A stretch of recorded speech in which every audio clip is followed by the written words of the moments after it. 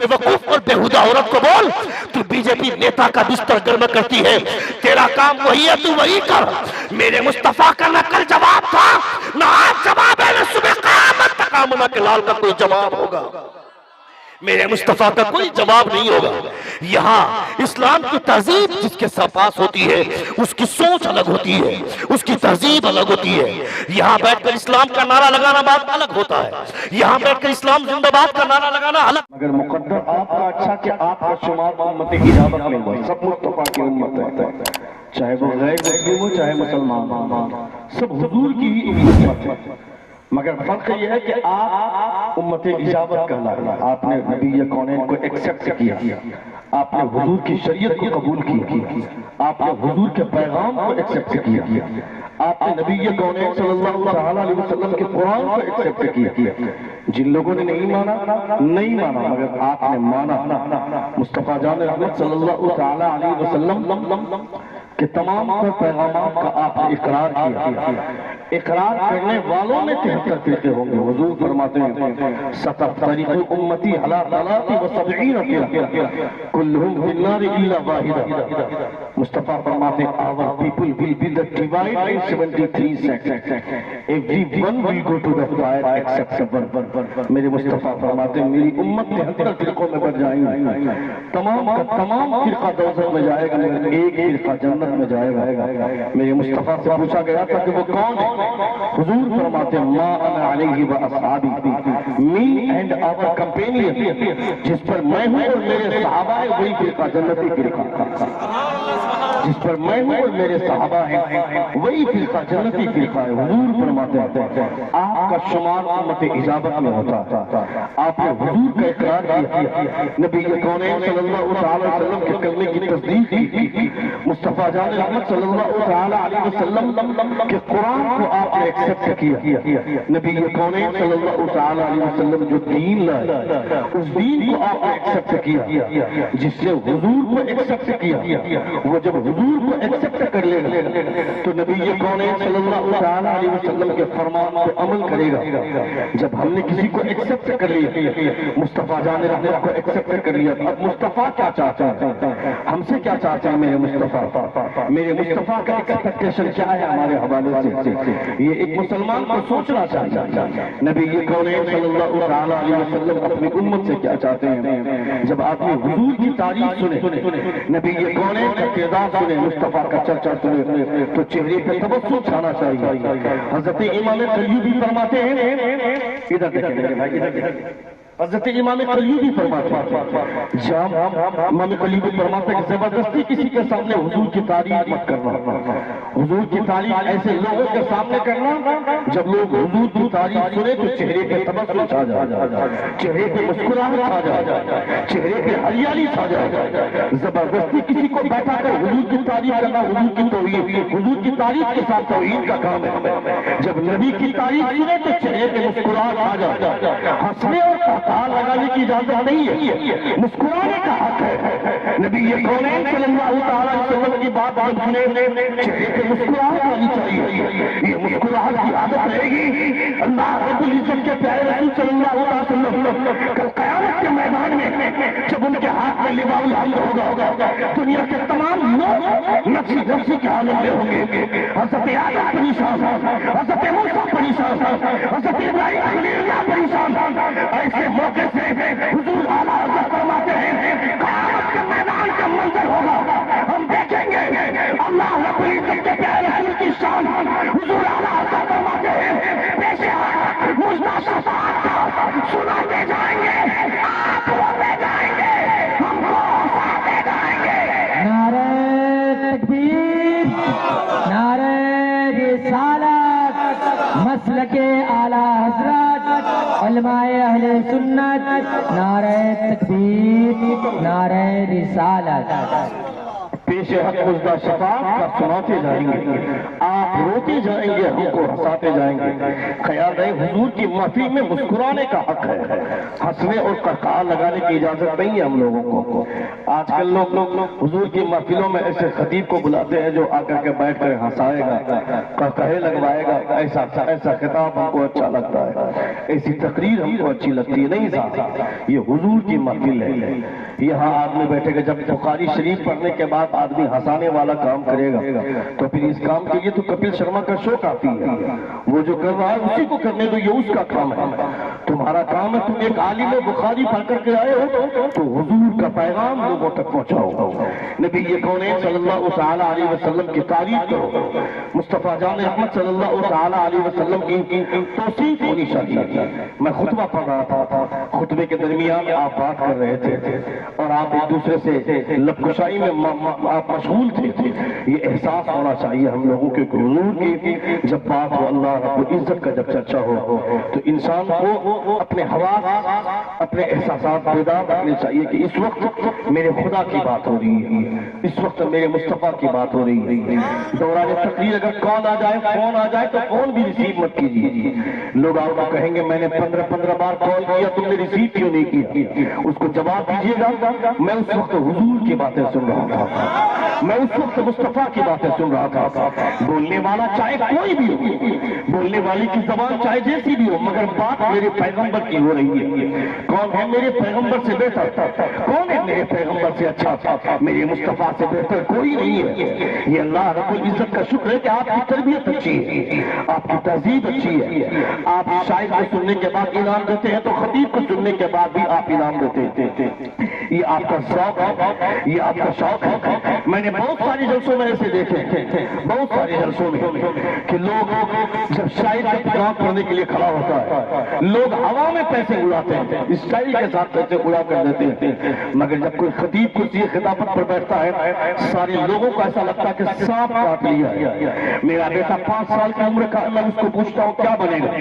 हाफिज बनेगा, कारी बनेगा, मौलाना बनेगा, मुफ्ती बनेगा, मुकर्रिर बनेगा, शायर बनेगा, क्या बनेगा? वो 5 साल की उम्र का बच्चा बोलता है मैं शायर बनूंगा। मैंने कहा कि तेरा बाप हर जगह खतीब बन करके घूम रहा है और तू शायर बनना चाहता है, क्या मतलब है? वो 5 साल की उम्र का बच्चा बोलता है कि अबू आपका वीडियो जब यूट्यूब में देखता हूँ लोग आपको पैसे नहीं देते, मगर शायर को लोग पैसे देते हैं। 90% शोरा ऐसे हैं आज की तारीख में जो स्टेज पर आकर के रंग जमा रहे हैं। 90% शोरा ऐसे हैं, कोई उला पढ़ करके मदरसा छोड़ा, कोई सानिया पढ़ के मदरसा छोड़ा, कोई सालिसा तक पढ़कर छोड़ दिया, कोई 5 पारा हिफ्ज करके छोड़ गया, कोई 15 पारा हिफ्ज करके छोड़ दिया, कोई मदरसे का भागा हुआ है, कोई चप्पल बेच रहा दुकान में, हिंदी से लिखवा कर हिंदी उसकी उर्दू मिला ठीक नहीं है, हिंदी में कलाम लिखवाता है, आवाज अच्छी है, स्टेज पर आकर नाम पढ़ रहा है, पब्लिक पागल है, लोग उसके ऊपर पैसे उड़ाते हैं। मगर एक खतीब 15 साल मदरसे में जाकर के वक्त देता है, बुखारी शरीफ पढ़ करके आता है, मुस्लिम शरीफ पढ़ करके आता है, तिरमिज़ी पढ़ करके आता है, तफसीर अबू सऊद, तफसीर जलालैन, तफसीर बैज़ानी। मैं जिन किताबों का नाम ले रहा हूँ 90% शोरा ऐसे जिनको इन किताबों का नाम तक नहीं मालूम होगा, वो स्टेज पर आते हैं, उनको लोग पैसे उड़ा कर देते हैं। मैं कहता है सालिम, लोग क्यों अपने बच्चों को मुफ्ती बनाएंगे, लोग क्यों अपने बच्चों को आलिम बनाएंगे? जब फ्री में ही पैसा मिल रहा है तो आलिम बनाने से क्या फायदा? हुजूर मुजाहिदीन मिल्लत उलमा फरमाते हैं आलिमों को पैसे दो, आलिमों को पैसे दोगे कि ये गारंटी है वो पैसा ताश के पत्तों में बिखेरा नहीं जाएगा, वो पैसा शराब की भट्टियों में बिखेरा नहीं जाएगा। उस पैसे से या तो वो किताब खरीदेगा या फिर खुद खाएगा तो एनर्जी होगी, वो तकरीर करेगा, किसी एक ने भी अमल कर लिया तो दोनों को बराबर सवाब अता किया जाएगा।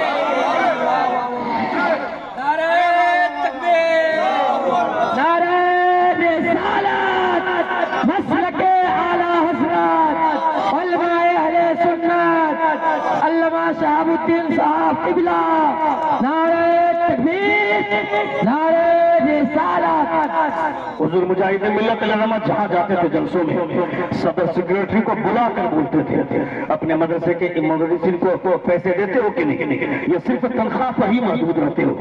इमाम साहब, आपके इमाम साहब, ये हमारे महल्ले के इमाम साहब जहाँ कहीं भी इमाम वगैरह रहते हैं मसाजिद को सिर्फ तनख्वाह पर ही मौकूफ रख देते हैं। कभी कभी अकेले मुसाफा करना चाहिए, उस मुसाफे में 100 रुपया दे देंगे तो आपको बहुत ज्यादा सामान आपका घट नहीं जाएगा, बहुत ज्यादा दौलत नहीं घट जाएगी आपकी। 100 रुपया आपने मुसाफे में अगर दे दिया, कभी आम मौके से आम तरीके से कभी मुसाफा में आपने 100 रुपया दे दिया, 200 रुपया दे दिया, उस इमाम की रूह खुश होगी, उसका दिल खुश होगा। ये गारंटी कि वो पैसा शराब की भट्टियों में नहीं जाएगा, वो लूडो खेलने में पैसा वो बर्बाद नहीं करेगा, वो कैरम बोर्ड खेलने में पैसा बर्बाद नहीं करेगा, या तो खुद खाएगा या किताब खरीद कर उस किताब का मुताला करेगा। वो जो खाएगा उससे खून बनेगा, उस खून से जो एनर्जी बनेगी उस एनर्जी को इस्तेमाल करेगा। वो माइक पर आकर के हुजूर का फरमान पेश करेगा। किसी एक ने भी अमल कर लिया तो जितना सवाब इमाम को मिलेगा खुदा तुम्हें भी अता फरमाएगा। यह किसी की सोच होनी चाहिए। मैं नहीं कहता कि शायर बनने नहीं बनना चाहिए, अल्लाह का शुक्र है बहुत सारे ऐसे लोग हैं जो गानों में मुलव्विस रहते थे, मगर अब अल्हम्दुलिल्लाह नात की दुनिया में आ गए। हमारे नौजवानों में सिर्फ एक शौक है, एक शौक है कि वह नात सुन रहे हैं, नात सुनने का ज़ौक़ है, नात सुनना चाहिए, मगर सिर्फ नात की हैसियत से अगर बात करेंगे तो खतीब जो बैठ करके बोलता है कुर्सी पर, वो भी नबी की नात होती है। मैं अगर अपने बाप दादा की बात करूं तो जरूरत नहीं है मुझे लात मारकर नीचे उतार देना, मगर मैं अगर हुजूर की बात कर रहा हूं तो ये भी हुजूर की नात है। फर्क ये है कि वो अशार की सूरत में है, ये नस्र में है, नज्म में था वो, ये नस्र में है, नज्म में हो या नस्र में। बातें अगर हुजूर की है तो मुस्तफा की नात, मुस्तफा की नात, नबी ये कौन सल्लल्लाहु अलैहि वसल्लम की नात सुननी चाहिए, हर एक की जरूरत है। नबी ये कौन सल्लल्लाहु अलैहि वसल्लम की नात सुनेंगे आपको ज़ौक़ होगा, आपका शौक जागेगा, आप सुनेंगे मेरे मुस्तफा का कैरेक्टर, मेरे मुस्तफा की जिंदगी। हालात आज इतने संगीन होते जा रहे हैं दुनिया में, एक इंसान के लिए हुजूर के एक सुन्नत पे अमल करना बड़ा मुश्किल हो रहा है। ऐसे मुश्किलात के टाइम में अगर हुजूर की बात आप सुन रहे हैं, हुजूर के पैगामात आप सुन रहे हैं। मैं जब भी जिस पिछले प्रोग्राम में जिसमें आया था वो गालिबन उम्रा के मौके से वो प्रोग्राम था, आप ही जा रहे थे उम्रा, शमसुल भाई का, शमसुल नाम है सुल्तान साहब, ये उम्रा करने जा रहे थे। पता नहीं उस प्रोग्राम में अल्लाह रब्बुल इज्जत ने क्या कमाल अता फरमा दिया, इनके पीछे पीछे मैं भी चल पड़ा उम्रा करने के लिए। मैं भी 1 महीना हुआ दिसंबर में लौटा हूं मैं उम्रा करके। वहां जाने के बाद एहसास होता था, खाने काबा का गिलाफ देखने के बाद अपनी जिंदगी से ही घिन होने लगती है। कहाँ मैं था, मेरे परवरदिगार कितना बड़ा मोहसिन है हमारा, कितना एहसान है मेरे परवरदिगार का जो खाने काबा की जियारत करवाता है। नबी ये कौन सल्लल्लाहु अलैहि वसल्लम जिस हिजरत की रात में मुस्तफा ने उस जबल सौर में जहां मुस्तफा ने हिजरत की रात गुजारी थी, सिद्दीक़ अकबर रज़ियल्लाहु तआला अन्हु के अंगूठे में सांप ने डंक मारा था। उस पहाड़ पे चढ़ने में हाजी साहब नहीं चल पाए होंगे, हमारे सुल्तान भाई नहीं चल पाए होंगे, हम लोगों ने चढ़ने की कोशिश की। जो टूर वाले लेकर के जाते हैं नीचे से ही दिखा देते हैं, वो देखो जबल सौर है, यहीं पर हुजूर ने हिजरत की रात में क़याम किया था। जबल उहुद को दूर से ही दिखा देते हैं, जबल नूर को दूर से ही दिखा देते हैं। ये देखो इक़रा बिस्मि रब्बिकल लज़ी खलक़ वाली आयत इसी पहाड़ पर उतरी थी, नीचे से दिखा देते हैं, आदमी देख करके चला आता है। मगर हमने कोशिश की उस पहाड़ पर चढ़ने की। लोगों ने कहा कि मत चढ़िए मौलाना साहब, थक जाइएगा, परेशान हो जाइएगा। हमने चढ़ने की कोशिश की, 3.5 घंटे लगे उस पहाड़ पर चढ़ने में, 6 घंटे लगे पहाड़ पर चढ़ के उतरने में, 2.5 घंटे लगे उतरने में। जितना मुश्किल है चढ़ना उससे ज्यादा मुश्किल है उस पर से उतरना। चढ़ने में 3.5 घंटे लगे। मैं अपने आप को हैरत करता हूं, मैं और मुबारक हुसैन मुबारक जो गिरिडीह के बहुत बड़े शायर हैं, हम लोग हर बार ये इरादा करके चढ़ते थे, इरादा करते थे कि अब जब तक आधा घंटा ऊपर नहीं चलेंगे तब तक रुकने का नाम नहीं लेंगे। मगर 10 मिनट के अंदर अंदर हालत खराब होने लगती थी। एहसास होता था हम अकेला चढ़ रहे हैं, जवान है, मगर हर 10 मिनट में रुकना पड़ रहा है। 3.5 घंटे लग गए पहाड़ पर चढ़ने में। हमारा ईमान कहाँ और सिद्दीक़ अकबर का ईमान कहाँ जो मुस्तफा को कांधे पर बैठा कर उस पहाड़ पर चढ़े थे। वो मेरा अबू का बकर सिद्दीक अकबर जब उस पहाड़ पे चढ़े थे, मुस्तफा को कांधे पर लेकर के नबी ये कौनैन को लेकर के चढ़े थे। अल्लाह अकबर, उनका ईमान कहाँ था, हमारा ईमान कहाँ था। अपनी जिंदगी पर अफसोस होता है कि हम 10 मिनट चले, हमारा पाँव कांपने लगे, हमारे पैरों में बर्म आ जाए, हमें थकावट महसूस हो। जिसका ईमान जितना मजबूत होगा उसको उतनी थकावट कम महसूस होगी। इमाम हज़रत अबू बकर सिद्दीक का ईमान मजबूत था, उन्हें थकावट कम महसूस नहीं। हमारा ईमान कमजोर है इसलिए थकावट महसूस होती है। इसलिए मैं कहना चाहता हूँ, नबी ये कौनैन की जब बात आए, इंसान अपने जिस्म को ना देखे, मुस्तफा का इश्क पहले देख ले। इज्जत की रहमतों का दरिया देखना हो तो मदीने की वादियों में देखें आप। नबी कौनैन सल्लल्लाहु तआला अलैहि वसल्लम ने कितनी कुर्बानियां पेश की इस उम्मत के लिए। मुस्तफ़ा जान रहमत ने सारे दर्द, सारी मुसीबतें इस उम्मत के लिए मुस्तफ़ा ने झेली है। हमने कितनी बार मुस्तफ़ा को याद किया, जिंदगी में कभी एक मर्तबा भी हम सरकार को याद नहीं कर पाते हैं। दिन भर हमारा गुजर जाता, कभी एक मर्तबा भी हुजूर को याद नहीं कर पाते हैं। मगर मेरे मुस्तफ़ा 24 घंटे अपनी उम्मत को याद करते हैं। सुन रहे हैं आप, सुन रहे हैं? कितने लोग सुन रहे? जरा हाथ उठाकर कहें या रसूल अल्लाह, और एक बार कहें या हबीब अल्लाह। पूरी उम्र नबी कौनैन सल्लल्लाहु तआला अलैहि वसल्लम को याद करना चाहिए। रसूल दी वक़ार सल्लल्लाहु तआला अलैहि वसल्लम को जितना याद करेंगे मेरे मुस्तफ़ा खुश होंगे। अगर यहाँ आप बैठे हैं, मेरा विजदान कहता कि मेरे मुस्तफ़ा मदीने में तड़प रहे होंगे आपके लिए, तो आप यहाँ मुस्तफ़ा का नाम ले रहे हैं, आप यहाँ हुजूर का नाम ले रहे हैं। हुजूर गौसे आजम फरमाते हैं, जब तक मैं नहीं चाहता हूँ कोई मेरा नाम नहीं ले सकता है। अगर गौसे आजम की मर्जी के बिना कोई गौसे पाक का नाम नहीं ले सकता है, तो मुस्तफ़ा की मर्जी के बिना कौन मुस्तफ़ा का चर्चा कर सकता है? मुस्तफ़ा का चर्चा सुन कौन सकता है? अगर आप बैठे हैं तो मेरे मुस्तफ़ा का एहसान है। नबी कौनैन सल्लल्लाहु तआला अलैहि वसल्लम का एहसान है। अपने बच्चों को संवारें, अपने बच्चों की तहजीब संवारें। 5 साल की उम्र का बच्चा जब नाली के किनारे खड़ा होकर के पेशाब करता है, उसको जब टोका जाता है उसके बाप को कि तुम्हारा बेटा खड़ा खड़ा पेशाब कर रहा था, वो बेवकूफ आदमी बोलता है, मौलाना साहब अभी वो बच्चा है, बड़ा हो जाएगा सीख जाएगा। जब वो बड़ा हो जाएगा सीखेगा नहीं, तुझे लात मारेगा वो। उसे आज सिखाना है, उसे अभी सिखा। तुम अपने बच्चों को अभी से सिखाओगे, तुम्हारा बेटा जान जाएगा। इसे गुंबद खजरा बोलते हैं, इसे खाने काबा बोलते हैं। इसे कहाँ जा रहे हैं भाई साहब? हेलो,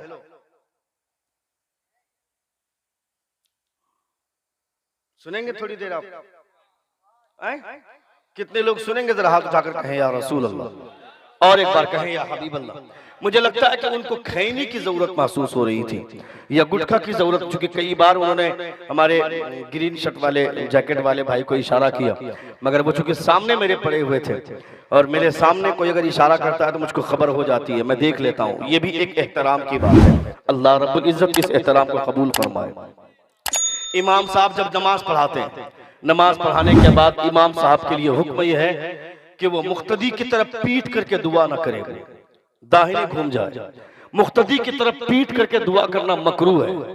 मैं कहता हूं आपका एहतराम इतना तो आपके इमाम का एहतराम कितना होना चाहिए, ये आपको समझना चाहिए। ये आपकी जरूरत की चीजें हैं, ये हमारी जरूरत की चीजें हैं। जब हमारे भाई साहब जो पांव फैला के बैठे हैं, ये भी अदब के खिलाफ है। आप ये उधर मत देखिए, उधर मत देखिए, इधर मेरी तरफ देखिए। आप इस्लाह हो गई, क्योंकि हुजूर की महफिल का मकसद इस्लाह होता है। हुजूर की महफिल का मकसद 4, 5 या 15, 20 नारे नहीं होता है, नारे नहीं होते। लोगों को ऐसा आज समझ में आने लगा, हर शायर को लगता है कि जब तक मेरे नात खानी के दरमियान में 15-20 नारे नहीं लगेंगे कि मैं जम नहीं पाया, मैं फ्लॉप हो गया। हर मुकर्रिर को यह लगता है कि जब तक मेरी तकरीर में 15-20 नारे नहीं लगेंगे मैं फ्लॉप हो गया, मेरी तकरीर कामयाब नहीं हुई। बल्कि ये सोचना चाहिए मेरी नात को मेरे मुस्तफ़ा कबूल फरमा ले, मेरी तकरीर को कोई एक आदमी सुन ले और उस पर अमल पैरा हो जाए, हुजूर कबूल फरमा ले। नारे यहां ना लगे तो क्या हुआ? अगर आपने दिल से बात की तो आसमान के फरिश्ते ने आपको दाद दे दिया, तो इस 15,000 नारे से बेहतर है फरिश्तों का एक मर्तबा सुभान अल्लाह बोल देना। फरिश्तों का एक मर्तबा सुभान अल्लाह बोल देना ये 15,000 नारों पे भारी है। क्योंकि यहाँ जो नारे होते हैं वो दिखावे के होते हैं, जलसे भी आजकल चूंकि मौज की लड़ाई बन गए, लोगों को लगता है कि उसने 2 लाख रुपए खर्च किया जलसे में, मैं 3 लाख रुपए खर्च करूंगा जलसे में। उसने 50,000 का लिफाफा लेने वाला शायर मंगाया, मैं 1 लाख का लिफाफा लेने वाला खतीब मंगाऊंगा, शायर मंगाऊंगा, मेरा जलसा भी बड़ा होगा। ऐसे जलसे 12 बजने से पहले पहले दम तोड़ देते हैं। मगर एक जलसा जो ईशा के बाद से 12-1 बजे रात तक इतने ही मुख्तसर वक्त के लिए प्रोग्राम होता है और इतने सारे लोग बैठे होते हैं, कम लोग होते हैं मगर दिल वाले बैठते हैं। वो 3 लाख रुपए जो मोच में घी दे करके कर रहे थे, वो 3 लाख वाला जलसा 12 बजने तक पहले पहले दम तोड़ दिया। मगर ये मुख्तसर वक्त के लिए जलसा हो रहा है, जो महफिल हो रही है, यहाँ खुलूस शामिल है। तो रात के 12 बज गए, उसके बावजूद लोग बैठे हुए। इसका मतलब है जलसे लिफाफों की वजह से नहीं, मुस्तफा की नजर इनायत की वजह से कामयाब हुआ करता है, मुस्तफा की तवज्जो की वजह से कामयाब होता है। जिस जलसे पे मुस्तफा की तवज्जो हो जाती है, जिस जलसे को हुजूर एक्सेप्ट कर लेते हैं, उस जलसे को अल्लाह रब्बुल इज्जत आसमान की बुलंदी अता फरमाता है। अल्लाह रब्बुल इज्जत आपके एहसासात को सलामत रखे, आपके जज्बात को सलामत रखे। बहुत अच्छा सुन रहे हैं, एक बार जोर से अपने दोनों हाथों को फिजा में लहरा कर कहें या रसूल अल्लाह, और एक बार कहें या हबीब अल्लाह। नबी कौनैन सल्लल्लाहु तआला अलैहि वसल्लम की महफिल है, हुजूर की महफिलों में आदमी बैठे तो इस ख्याल से बैठे कि कुछ सीखना है, हमको कुछ लेकर के जाना है। चूंकि अपनी जिंदगी अपने हिसाब से हम जीते हैं, जबकि एक मुसलमान की जिम्मेदारी होती है कि वो अपना कदम आगे ले जाए तो एक बार सोच ले, वो कहीं मेरे मुस्तफा नाराज ना हो जाए, मेरा खुदा नाराज ना हो जाए। अपना पांव पीछे ले जाए तो एक बार सोच ले कि मेरा खुदा नाराज ना हो जाए, मेरे मुस्तफा नाराज ना हो जाए। ये हर मुसलमान को सोचना चाहिए, खुदा नाराज ना हो, मुस्तफा नाराज ना हो। अपना काम कर रहे हैं, अगर हुजूर नाराज हो गए तो क्या फायदा ऐसे काम का, खुदा नाराज हो जाए तो क्या फायदा ऐसे काम का। 2 सहाबी नदी जा रहे हैं, 2 सहाबी सफर में, सामने नदी आ गई, एक सहाबी नदी क्रॉस कर गए, दूसरे सहाबी इस तरफ खड़े हैं। वो सहाबी जो नदी क्रॉस कर गए, इस सहाबी से पूछते हैं, नदी में पानी उतना ज्यादा नहीं है मगर तुम नदी क्रॉस क्यों नहीं कर रहे हो? वो सहाबी बोलता है, मैं जानता हूं नदी में पानी कम है, मैं चाहूं तो क्रॉस कर सकता हूं, मगर मैं ये सोच रहा हूं कि आज से कुछ दिनों पहले मुस्तफा इस रास्ते से गुजरे थे। मैं ये सोच रहा हूं हुजूर जब नदी क्रॉस किए होंगे तो पहले दाहिना पांव मुस्तफा ने दाखिल किया होगा या पहले बायां पांव दाखिल किया होगा। जो पांव हुजूर ने दाखिल किया होगा वो पांव मैं भी दाखिल करूंगा, ताकि नदी पार भी कर जाऊं और मुस्तफा की सुन्नत भी अदा हो जाए, हुजूर की सुन्नत भी अदा हो जाए। इसे बोलते हैं सुन्नतों की तलाश, इसे बोलते हैं सुन्नतों की खोज। नबी कौनैन सल्लल्लाहु तआला अलैहि वसल्लम का चाहने वाला, मुस्तफा का कलमा पढ़ने वाला, मुस्तफा की सुन्नतों पे अमल करेगा। हुजूर फरमाते हैं जब फितने का दौर आएगा, जब फितने का माहौल बर्पा होगा, उस फितने के माहौल में अगर कोई मेरी एक सुन्नत को जिंदा करेगा, खुदा उसे 100 शहीदों के बराबर सवाब अता करेगा। कितने कितने 100 शहीदों के बराबर हुजूर फरमाते हैं। और मेरे मुस्तफा जो कह दे उस पर डाउट की कोई गुंजाइश नहीं है। मेरे मुस्तफा कहते हैं फितने के माहौल में अगर कोई एक सुन्नत को जिंदा करेगा, खुदा उसे 100 शहीदों के बराबर सवाब अता करेगा। अब आप कहिएगा फितने का दौर कैसे होगा, कैसे हम जानेंगे कि ये फितने का दौर है? सुनिएगा, इधर कॉन्सेंट्रेट मेरी तरफ तवज्जो चाहूंगा। कैसे जानेंगे कि फितने का दौर शुरू हो गया? फितने का दौर तब महसूस होगा जब बेटा दाढ़ी रखना चाहे और उसका बाप बोले कि अभी से दाढ़ी क्यों रखने लगा, दाढ़ी मत रख, दाढ़ी रखना मौलवी का काम है, तुमको मैंने इंजीनियर बनाया, तुमको मैंने प्रोफेसर बनाया, तुमको मैंने डॉक्टर बनाया, तुम दाढ़ी क्यों रखते हो? दाढ़ी रखना मौलवियों का काम है। समझ लेना फितने का दौर आ गया जब बाप ही अपने बेटे को नेक काम से रोक रहा हो। हम बैठ करके पानी पी रहे हैं, मेरा दोस्त मेरे साथ में है और मेरा दोस्त मुझको ताना दे रहा है, बहुत बड़ा मौलवी बन गया, बहुत बड़ा मुफ्ती बन गया, बैठकर पानी पी रहा है, इतना फूक फूक कर कदम चलने वाला कब से तू बन गया, बड़ा मौलवी वाला काम कर रहा है। कोई दूसरा दोस्त अगर खड़ा होकर पेशाब कर रहा है, उसका दोस्त उसके साथ चल रहा है, ये उसको टोक रहा है कि खड़े होकर के पेशाब मत करना, बैठकर पेशाब करना। अब वो आदमी पलट कर जवाब दे रहा है, बड़ा मुफ्ती बन गया, टोकता रहता है हमेशा। समझ लेना फितने का दौर शुरू हो गया, फितने का माहौल में हम जी रहे हैं। जब बेटी शादी से पहले नकाब पहनना चाहती है और उसकी माँ बोलती है नकाब अभी से क्यों पहन लिया?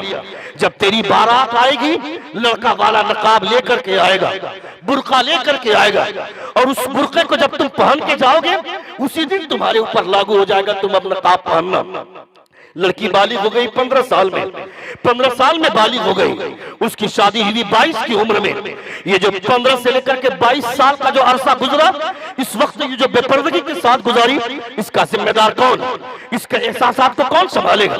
उसकी माँ ही उसको नेक काम से रोक रही है, जबकि उसकी माँ को ये बोलना चाहिए मेरी लाडली, लड़का वाला नकाब लेकर के आए ना आए मगर तुम मेरे घर में हो, मेरे घर से ही पर्दे को अहमियत देना शुरू कर दो, पर्देदार बन जाओ, फातिमा की कनीज बनकर रहोगी, जिंदगी गुजारोगी तो तुम यहां भी खुशहाल रहोगी और ससुराल में भी खुदा रहमतों का साया अता फरमाएगा।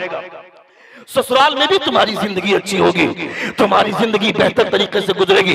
मगर नहीं, 15 साल में बालिग हो गई, 22 साल में शादी हुई उसकी, अब वो 22 साल के बाद नकाब पहनेगी। इस पीरियड में वो क्या करेगी? अकेले कमरे में बंद है, वो अकेले कमरे में बंद होकर वो अपने बॉयफ्रेंड से बात कर रही है, फेसबुक पे चैट कर रही है, वीडियो कॉलिंग पे बात कर रही है।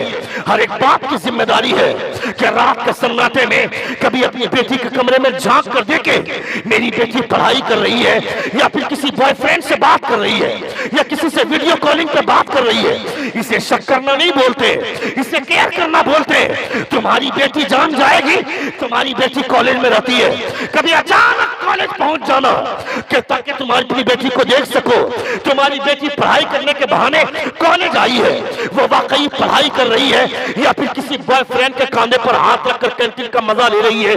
ये जिम्मेदारी एक बाप की है, ताकि तुम्हारी बेटी ये जान ले कि जब मेरे ऊपर इतनी कड़ी निगरानी मेरे बाप की है तो मेरे परवरदिगार की निगरानी का आलम क्या होगा। जब मेरे इस कारनामे से मेरा बाप इतना नाराज होता है तो रसूल पाक कितने नाराज होंगे, फिर मेरा खुदा कितना नाराज।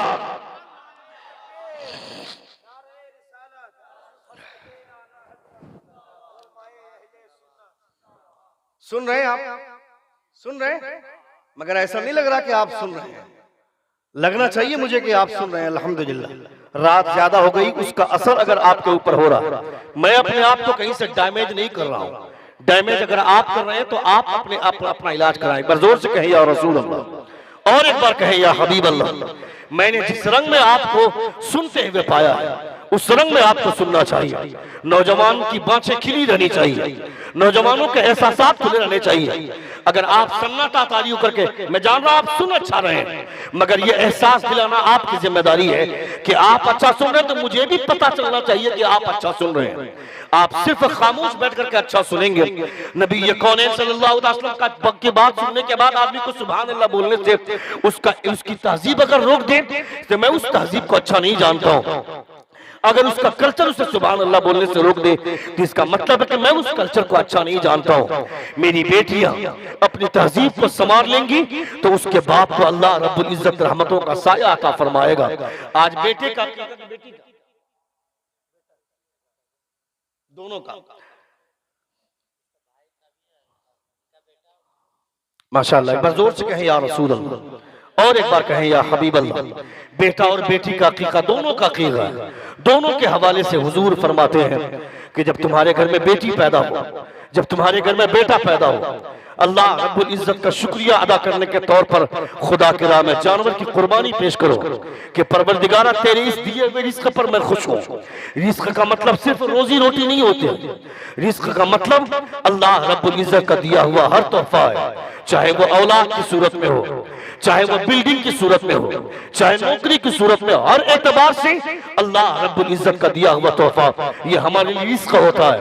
हुजूर क्या फरमाते सुनिएगा, इधर देखिए मेरी तरफ। हुजूर फरमाते जब बेटा पैदा होने वाला होता है, मुस्तफा फरमाते हैं जब बेटा पैदा होने वाला होता है, माँ के पेट में होता है, वो मुस्तफा फरमाते हैं, अल्लाह फरमाता है कि मेरे बंदे जा रहे हो दुनिया में, जाओ अपने बाप की मदद करना, अपने बाप के बुढ़ापे के इसका सहारा बनना, अपने बाप के बुढ़ापे की लाठी बनना। और जब बेटी पैदा होने वाली होती है, खुदा फरमाता है मेरी बंदी दुनिया में जारी कंजुल उम्माल की हदीस से पाक है। मुस्तफा फरमाते हैं, अल्लाह फरमाता है मेरी बंदी दुनिया में जा रही है, जाओ मैं तेरे जाने से पहले पहले तेरे बाप को अमीर बना दूंगा, तेरे बाप को अमीर बना दूंगा।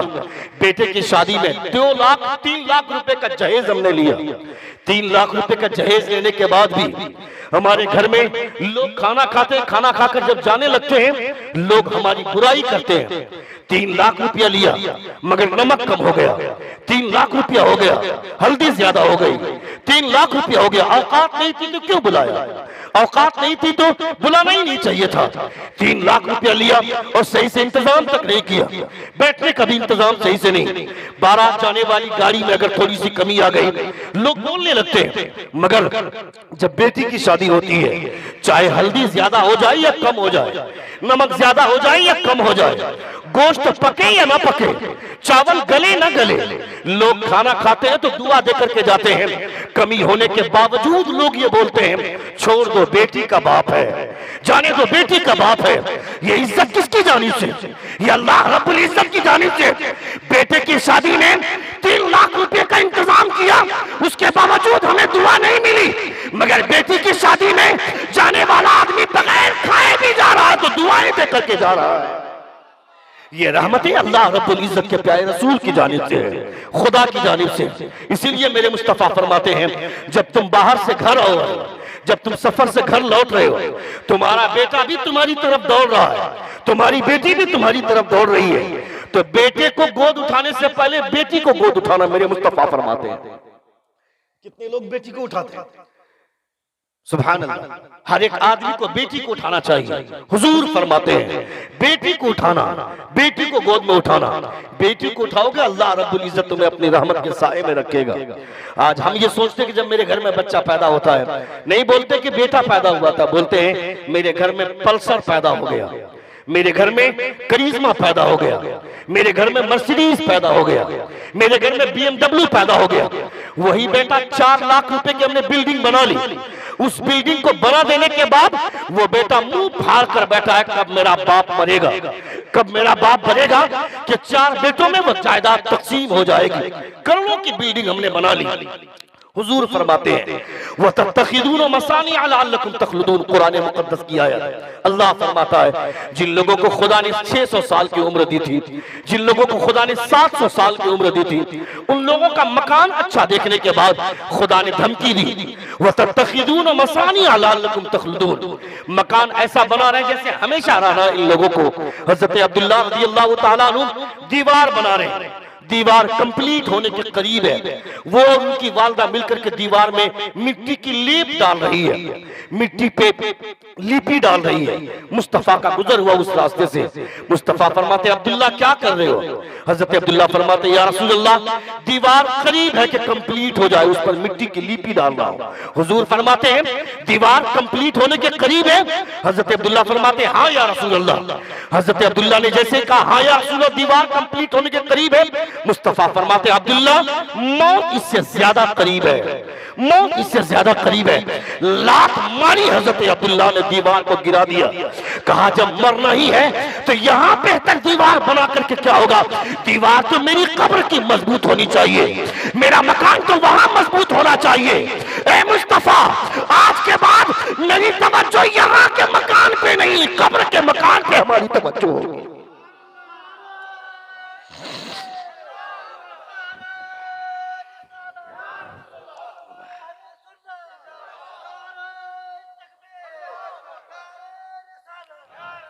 कब्र के मकान पे हमारी तवज्जो होगी, कब्र के मैदान महशर के में जो जन्नत में जो हमारा महल तैयार होगा उस पर हमारी तवज्जो होगी।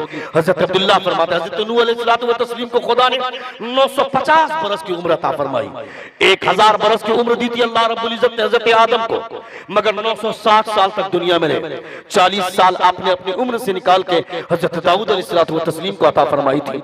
हजरत नूह अलैहिस्सलातु व तस्लीम 950 साल तक दुनिया में रहे। जब हजरत मलकुल मौत आए रूह निकालने के लिए तो उनका पांव झोपड़ी से बाहर निकला हुआ था। हजरत मलकुल मौत कहते हैं 950 साल की उम्र पाने के बावजूद एक ऐसी झोपड़ी भी नहीं बना सके जिसमें तुम्हारा पांव छिप सके। हजरत मलकुल मौत ने जब ये कहा तो नूह अलैहिस्सलाम फरमाते हैं 950 साल से मैं तुम्हारे आने का इंतजार कर रहा हूं, मैं तुम्हारा इंतजार कर रहा हूं। जब जाना ही है, जब मरना ही है, तो यहां मकान बना के क्या होगा? मकान वहां बनाएंगे जहां हमेशा रहना है, जहां हमेशा रहना है। मेरे पास पैसे हो गए, मेरे पास दौलत हो गई, मेरे पास सरमाया आ गया, मेरे पास अंबार आ गए, मैं करोड़ों की बिल्डिंग बनाऊंगा। मेरी मस्जिद में टाइल्स लगे न लगे, मेरे घर में टाइल्स लगना चाहिए। मेरी मस्जिद में चूना हो न हो, मेरे मकान में पुट्टी लगेगी, मेरे मकान में मार्बल लगेगा, मेरे मकान में झूमर लगेगा।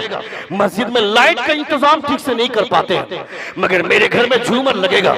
लोग आएंगे, मुझको देखेंगे, देखो लेकिन लोग देखेंगे, मेरी तारीफ करेंगे, इसने मकान कितना खूबसूरत बनाया, इसने अपने घर में झूमर कितना कीमती लगाया, इसने टाइल्स और मार्बल लगाया। मगर मैं दुनिया से चला जाऊंगा। हुजूर ने फरमाया था अपने सहाबा की मौजूदगी में, नबी ये कौन की हदीस से पाक है, ये हदीस बुखारी शरीफ में है, मुस्लिम शरीफ में भी ये हदीस से पाक है। मुस्तफा ने अपने सहाबा की मौजूदगी में कहा था, तुम्हें अपनी दौलत प्यारी है या अपनी औलाद की दौलत प्यारी है? जोर से बोले, जोर से बोले, नहीं सुनेंगे तकरीर खत्म कर दूंगा मैं। आपने 40 मिनट तकरीर सुन लिया, अल्हम्दुलिल्लाह। अल्लाह रब्बुल इज्जत आपको सलामत रखे। जोर से आमीन कहें। एक बार जोर से पूरा मजमा अपने दोनों हाथों को फिजा में लहरा कर कहें, या रसूल अल्लाह। और एक बार कहें, या हबीब अल्लाह। नबी ये कौन है सल्लल्लाहु अलैहि वसल्लम ने अपने सहाबा की मौजूदगी में फरमाया था, मुस्तफा जान रहमत सल्लल्लाहु अलैहि वसल्लम ने फरमाया, तुम्हें अपनी दौलत प्यारी है या अपनी औलाद की दौलत प्यारी है? सहाबा ने फरमाया था, या रसूल अल्लाह, हम औलाद की दौलत का लेकर के क्या करेंगे, हमें अपनी दौलत प्यारी है। मुस्तफा फरमाते, फिर तुम्हारी दौलत वो है जो तुम दुनिया से जाने से पहले तुम भेज दोगे अल्लाह की राह में, वो तुम्हारी दौलत होगी। जिसे तुम छोड़ करके जाओगे वो तुम्हारी दौलत नहीं है, वो तुम्हारी औलाद की दौलत है। मैंने 5 लाख रुपया बैंक में रखा, 5 लाख रुपया मेरे बैंक में, मेरा इंतकाल हो गया, मैं दुनिया से चला जाऊंगा, वो 5 लाख रुपया 5 बेटों में बांट दिया जाएगा। 5 बेटों में 5 लाख रुपए, 1-1 लाख रुपए करके तकसीम कर दिया जाएगा। मैंने 1 करोड़ की बिल्डिंग बनवाई, उस 1 करोड़ को 5 हिस्सों में तकसीम किया जाएगा। कोई मेरी कब्र पे नहीं जाएगा। शबे बारात के मौके से हमने ऐसे ड्रामे देखे, शबे कद्र के मौके से हमने ऐसे ड्रामे देखे। नौजवान बेटा जाता है शबे बारात में साल में 1 मरतबा, पड़ोस में एक आदमी से पूछता है, मेरे बाप की कब्र कहाँ है, जरा बताइए, मैं निशान भूल गया। यानी जिस पैसे की, जिस बेटे के लिए मैंने झूठ बोला, जिस बेटे के लिए मैंने फ्रॉड किया, जिस बेटे के लिए मैंने दिन को दिन नहीं समझा, रात को रात नहीं समझा, वो बेटा मेरी कब्र का निशान तक भूल गया। साल में 1 मरतबा जाता है, वो मेरी कब्र भी याद नहीं रख पाया। दूसरों से पूछता है, मेरे बाप की कब्र कहाँ है, मैंने इसके लिए इतनी मेहनत की थी, मैंने इसके लिए इतनी सारी परेशानियां उठाई थी। इसीलिए हुजूर ने फरमाया था, खुदा ने अगर तुम्हें 4 औलादें दी हैं, उनमें से किसी एक को हाफिज कुरान बना दो, तुम दुनिया से चले जाओगे, तुम्हारा बेटा तुम्हारी कब्र पे खड़ा हो जाएगा, अलहम्दु शरीफ की तिलावत कर देगा, उसकी बरकत से खुदा तुझे जन्नत में महल अता फरमाएगा, उसकी बरकत से खुदा तुझे जन्नत में महल अता फरमाएगा। ये मेरे मुस्तफा फरमाते हैं। और हमने लाखों करोड़ रुपए बर्बाद कर दिया अपनी औलाद के पीछे। मेरी औलाद मेरा नाम तक ठीक से नहीं ले पाती है। मैं दुनिया से चला जाऊंगा, मेरी औलाद मुझको याद रख पाएगी? जरा सोचे, आप दुनिया से चले जाएंगे, जहां पे आज आप रहते हैं, 100 साल के बाद वहां एक अजनबी रहेगा, वो आपका नाम तक याद नहीं रख पाएगा। आज आप अपने परदादा को कितना याद करते हैं, अपने दादा को कितना याद करते हैं, अपने परदादा को कितना याद करते हैं, अपने परदादा के अब्बू को आप कितना याद रखते हैं? जब आप याद नहीं रखते हैं तो आपके बेटे का बेटा आपको याद रखेगा क्या? आपका पोता आपको याद रखेगा क्या? आपका परपोता आपको याद रखेगा क्या? कौन याद रखेगा? कोई आपको याद रखने वाला नहीं है। आप दुनिया से जाएंगे, आपके चले जाने के बाद आपका बेटा भी कुछ दिन के बाद चला जाएगा, उसके बाद पोते का राज होगा, वो भी कुछ दिन के बाद चला जाएगा, फिर आपके परपोते का राज इसी जमीन पर होगा, वो आपको जिंदगी में एक बार भी याद नहीं करेगा। दुनिया में आप चले गए, दुनिया से चले गए, किसके लिए इतनी सारी मेहनत की थी? इसीलिए हुजूर ने फरमाया था, कभी अकेले में बैठकर खुदा को याद करना, कभी अल्लाह रब्बुल इज्जत का जिक्र करना। कल कयामत के मैदान में जब मीज़ान अमल पे जब तुम्हारे आमाल तोले जाएंगे तो तुम्हारे गुनाह का पल्ला भारी हो जाएगा, नेकी का पल्ला कम हो जाएगा। अचानक एक फरिश्ता एक पर्ची लेकर के आएगा और वो तुम्हारे गुनाह वाले पल्ले में रख देगा, नेकी वाले पल्ले में रख देगा। गुनाह का पल्ला उठ जाएगा, नेकी का पल्ला भारी हो जाएगा। वो बंदा कहेगा परवरदिगारा ये अचानक इतना बड़ा कारनामा कैसे हो गया? मेरे नामे अमाल में मुख्तसर सी नेकियां थी, गुनाहों का एक अंबार था, गुनाह का पल्ला भारी था, नेकी का पल्ला कम था, मगर ये अचानक कैसे हो गया? अल्लाह रब्बुल इज्जत गैब से आवाज देगा, तुम्हें याद नहीं है तुमने अकेले में कभी बैठकर अपने रब को याद किया था, अपने परवरदिगार को याद किया था? मुस्तफा आएंगे कहेंगे तुमने अकेले में बैठकर कभी मेरे ऊपर दुरूद भेजा था, ये उसी दुरूद की नेकियां है जो आज तेरे नामे अमाल में रखी गई है। यानी दुनिया में कोई मेरा सहारा नहीं बना मगर आमना का लाल मेरा सहारा बन गया। मेरे मुस्तफा मेरे लिए सहारा बनकर के खड़े हुए, 200 मन मिट्टी के नीचे दबा दिया। खत्म कर दें और बोलना। सुन रहे हैं आप? सुन रहे हैं? कितने लोग सुन रहे हैं? जरा हाथ उठाकर कहें या रसूल अल्लाह, और एक बार कहें या हबीब अल्लाह। मैंने इनाम के ताल्लुक से कह दिया तो ईमान इनाम ही देना बंद हो गया। मैंने इनाम के हवाले से इसलिए कही थी ताकि आप इस बात को समझें, ताकि मेरा यहाँ भी वीडियो हो रहा है, ताकि कम से कम यहाँ का वीडियो मेरा बेटा देखे तो सोचे कि मैं मौलाना बनूंगा, मैं मुफ्ती बनूंगा। अभी कॉल आया था, कम से कम ये सोच आपकी जिंदा रहनी चाहिए, ये एहसास आपका। ये 100 रुपया वाला नोट किसी के पास नहीं है, कहां मैंने अब तक देखा है? सुभान अल्लाह। क्या नाम हुआ आपका? माशाअल्लाह। कहां जा रहे हैं आप लोग? हेलो, कहां जा रहे हैं? अच्छा, इसी वक्त जरूरत महसूस हो रही है? माशाअल्लाह, मैं सब बोलूंगा। सुभान अल्लाह, माशाअल्लाह, अल्लाह सलामत रखे। क्यों नहीं आएगा? इंशाल्लाह आना चाहिए, जरूरी है। मैं अपनी बात नहीं कर रहा हूं, ये नहीं कि आप मुझको दें, बल्कि ये सोचना चाहिए कोई भी आलिम जब इल्म की बात कर रहा है, खिताब कर रहा है, तो आपको देना चाहिए। मैं खुद नाथखा को देता हूँ, खतीब को भी देता हूँ, ये मेरी अपनी आदत है, ताकि हर आदमी के दिलो दिमाग में ये बात बैठे कि हर एक अपना मकाम होता है, कि एक अपनी हैसियत होती है। हर एक आदमी को ये सोचना चाहिए कि जहां आदमी मुस्तफ़ा जान रहमत सल्लल्लाहु अलैहि वसल्लम की नात नज़्म में सुन रहा है, नबी कौनैन सल्लल्लाहु अलैहि वसल्लम की नात नस्र में भी सुनेगा। आप लोगों ने खाना खा लिया? कितने लोगों ने खाना खाया? जरा हाथ उठाएं। सारे लोगों ने खा लिया, मगर मैं यकीन बताऊं, मैं अब तक भूखा हूं, ये भी भूखे हैं। मैं आया, इतना लंबा सफर करके खुद ड्राइव करके आया, इतनी परेशानी उठाकर आया। इनको कहा कि खाना खिला दो, इन्होंने कहा कि नहीं, आपके इंतजार में लोग बैठे हुए हैं। मैंने कहा अगर लोग इंतजार कर रहे हैं तो खाना बाद में होगा, पहले तकरीर होगी। जोर से बोलिए। मैं आपके लिए खाना अब तक नहीं खाया हूं, आपको सुनाने के लिए, वरना जितनी देर तक मैं स्टेज पे बैठा रहा उतनी देर तक तो मैं डेगची साफ कर सकता था। उतनी देर में खाना पेट भर के खाने में कितना टाइम लगता है? आदमी को खाना उतना ही खाना चाहिए जितना में आदमी जिंदा रहे। नबी कौनैन सल्लल्लाहु अलैहि वसल्लम रात का खाना अक्सर मुस्तफा छोड़ देते थे। मुस्तफा दिन भर में एक ही मर्तबा खाते थे मेरे हुजूर। 3 वक्त का खाना ये हमारे लिए है, मगर मेरे मुस्तफा ने जाइए, जरूरी है जाना। अगर आदमी की जरूरत है तो जाना चाहिए, जबरदस्ती आदमी को नहीं बैठा। मैंने पहले ही कह दिया था, हजरत इमाम क़लीबी फरमाते हैं कि जबरदस्ती हुजूर की तारीफ न करो, मुस्तफा जान रहमत की तारीफ ऐसे लोगों के सामने करो जब लोग सुने तो उनके दिल की धड़कन बेसाख्ता ये पुकार उठे कि ये तारीफ मेरे मुस्तफा की हो रही है, ये जिक्र मेरे हुजूर का हो रहा है। हजरत इब्राहीम अलैहिस्सलातु व तस्लीम नबी कौनैन सल्लल्लाहु तआला अलैहि वसल्लम के जद्दे आला, सुनिएगा, थोड़ा सा सिमट जाइए और करीब आ जाइए तो थोड़ा सा और माहौल बन जाए। मेरे चचा बचाना जरा, थोड़ा सा करीब आ जाइए, मैं आप लोगों से बोल रहा हूँ। इधर इधर इधर देखिए मेरे चचा, इधर देखिए, थोड़ा सा करीब आ जाइए, जरा सा अच्छा लगेगा। अच्छा वो शामियाना, हाँ नहीं, बैठिए बैठे रहे बैठे रहे बैठे रहे, हाँ ठीक ठीक ठीक ठीक, बहुत जरूरी है। हाँ हाँ नहीं ठीक है, बैठिए। एक बार जोर से कहें या रसूल अल्लाह, और एक बार कहें या हबीब अल्लाह। अल्लाह रब्बुल इज्जत के प्यारे रसूल सल्लल्लाहु तआला अलैहि वसल्लम के कलमा पढ़ने वाले हैं, नबी कौनैन सल्लल्लाहु तआला अलैहि वसल्लम की सुन्नतों को जिंदा रखना ये हमारी जिम्मेदारी है। मुस्तफ़ा जान रहमत सल्लल्लाहु तआला अलैहि वसल्लम की शरीयत पे अमल करना हमारी जिम्मेदारी है। कोई दूसरा अमल करने के लिए नहीं आएगा। कोई दूसरा अमल करेगा उसका सवाब उसको मिलेगा, हम अमल करेंगे उसका सवाब हमको मिलेगा। हजरत इब्राहिम अलैहिस्सलातु व तस्लीम ने देखा, हजरत इब्राहिम अलैहिस्सलातु व तस्लीम रसूल वक़ार सल्लल्लाहु अलैहि वसल्लम के जद्दे आला, मुस्तफ़ा जान रहमत सल्लल्लाहु तआला अलैहि वसल्लम के जद्दे आला, नबी कौनैन सल्लल्लाहु अलैहि वसल्लम की शरीयत उन्हीं के दीन के मुताबिक है।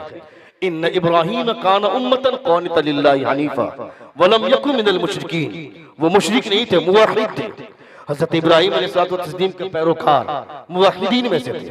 हजरत इब्राहीम अलैहिस्सलातु व तस्लीम अल्लाह रब्बुल इज्जत के पैगंबर हैं, जिनको अल्लाह रब्बुल इज्जत ने अपनी खुल्लत से नवाजा। एक चरवाहा जिनके पास जो अल्लाह रब्बुल इज्जत की किबरियाई बयान किया, तारीफ बयान की अल्लाह रब्बुल इज्जत की। क्या बयान किया? सुब्हान दिल मुल्क वल मलकूत, सुब्हान दिल इज्जति वल अज़मति वल हैबति वल कुदरति वल किबरियाई वल जबरूत, सुब्हानल मलिकिल हय्यिल लज़ी ला यनामु व ला यमूत, सुब्बूहुल कुद्दूस रब्बुना व रब्बुल मलाइकति वर रूह, अल्लाहुम्मा अजिरना व अखलिसना मिनन नार या मुजीर या मुजीर। ये दुआ कौन सी है? तवज्जो चाहूं, ये दुआ वो दुआ है जो दुआ हम तरावी की नमाज में हर 4 रकअत के बाद इस दुआ को पढ़ते हैं। मगर ये दुआ आप सिर्फ रमजान में पढ़ते हैं। मगर कुछ लोग ऐसे हैं जो इस दुआ को हमेशा पढ़ते हैं। अल्लाह रब्बुल इज्जत ने उनकी ड्यूटी करार दी है। जो अर्श को थामने वाले फरिश्ते हैं, अल्लज़ीना यहमिलूनल अर्श व मन हौलहू युसब्बिहूना बिहम्दि रब्बिहिम व युमिनूना बिही व यस्तगफिरून। जो अर्श को थामने वाले फरिश्ते हैं, उन फरिश्तों की यह तस्बीह है, सुब्हान दिल मुल्क वल मलकूत। अल्लाह रब्बुल इज्जत का एहसान देके जो तस्बीह खुदा ने फरिश्तों की ड्यूटी में शामिल फरमाया, वो तस्बीह खुदा ने आपको भी दे दी। अल्लाह रब्बुल इज्जत ने आपको अता फरमाया। आप रमजान में पढ़ते हैं, मगर वो फरिश्ते अभी भी अर्श को थामे हुए हैं। वो फरिश्ते पढ़ते हैं, वो फरिश्ते अभी भी पढ़ रहे हैं। हजरत इब्राहीम अलैहिस्सलातु व तस्लीम नबी कौनैन सल्लल्लाहु अलैहि वसल्लम के जद्दे आला, एक चरवाहे ने जो नबी कौनैन के जद्दे आला, एक साहब की जबान से आपने सुना कि वो अल्लाह रब्बुल इज्जत की किबरियाई बयान किया। ये गए और कहा कि तुमने मेरे खुदा की तारीफ की, मेरे परवरदिगार का चर्चा किया, मुझे बहुत अच्छा लगा। एक मर्तबा और मेरे माबूद की तारीफ कर दे, मेरे अल्लाह की किबरियाई बयान कर, मेरे अल्लाह की तारीफ कर। अल्लाह की जब तारीफ हो तो आदमी को अपने कान खड़े कर देने चाहिए। मेरे खुदा की तारीफ हो रही। कितनी बार हमने अल्लाह रब्बुल इज्जत को याद किया, हमने याद नहीं किया, पूरी जिंदगी गुजर गई। हजरत जुनैद बगदादी रज़ियल्लाहु ताला अन्हु के पास एक खातून आई। वो खातून आकर के बोलती है, मेरा शौहर दूसरी शादी करना चाहता है। हजरत जुनैद बगदादी फरमाते, इसमें गलत क्या है? तेरा शौहर दूसरी शादी करना चाहता है, उसको 4 शादी करने की इजाजत है, वो तो 2 शादी करना चाहता है। हजरत जुनैद बगदादी ने जब इतना सुना, वो खातून बोलती है कि अगर शरीयत की जंजीर मेरे पांव में लगी ना होती, अगर मेरे चेहरे से नकाब हटाना जायज होता, तो मैं अपने चेहरे से नकाब हटा करके दिखाती कि जिसके निकाह में मुझ जैसी खूबसूरत खातून हो, उसके लिए जेब देता है क्या कि वो किसी दूसरी औरत से निकाह करे। इतना सुनना था कि हजरत जुनैद बगदादी बेहोश हो गए, बेहोश हो गए, जमीन पर गिर गए। आज की तारीख में जब हमारा नौजवान सुनता है कि 2 शादी करने की इजाजत है, मर्दों को 2 शादी करने की इजाजत है, उस 2 शादी के चक्कर में एक बीवी रख लिया और एक बीवी जो अपने निकाह में है, मगर दूसरी 4 लड़कियों के साथ वो FIR रखेगा। मैं कहता हूं बेवकूफ, ये दरियागिरी, बेवकूफ, ये आवारागर्दी है, ये अय्याशी है। तुम्हें अगर किसी लड़की से प्यार था तो शादी होने से पहले अपने बाप को बोल देता कि मैं फलां लड़की से प्यार करता हूं, उसी से तुम्हारी शादी हो गई होती। मगर तुमने अपने बाप के सामने अपनी जबान बंद रखा। तुम्हारे बाप ने जहां तुम्हारी शादी करवा दी, वहां तुम्हारी शादी हो गई। शादी के बाद भी, निकाह के बाद भी उस लड़की से तुम्हारा कनेक्शन जारी रहा, यानी अपनी बीवी को दुख देता रहा, उसके अकेले में जाकर मुलाकात करता रहा। जब ये राज बीवी के सामने खुला, मोबाइल पे बार बार उस लड़की के कॉल आने लगे।